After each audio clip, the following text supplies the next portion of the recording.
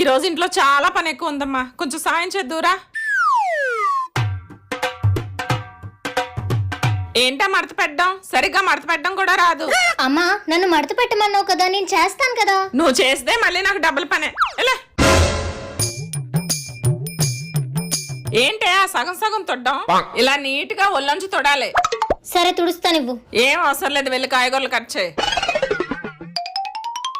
అంత వయ్యారంగా కట్ చేస్తే ఈ రోజుకు వంట ఉన్నట్టే. లే ఆర్తి, కొంచెం గిన్నెలు కడిగేయమ్మా. ఎందుకమ్మా మళ్ళీ మధ్యలో దూరం నువ్వే చేసుకుంటావు, నేను చేయను. ఇంట్లో ఏ చిన్న సాయానికి పనికిరారు, అన్నీ నేనే చేసుకోవాలి. పేరుకే ఆడపిల్ల, ఏ పని చేయదు. ఏనాడా అచ్చున్నట్టున్నాను. అమ్మయ్య వెళ్ళిపోతుంది. రేపు పొద్దున మొగుడింటికి వెళ్ళాక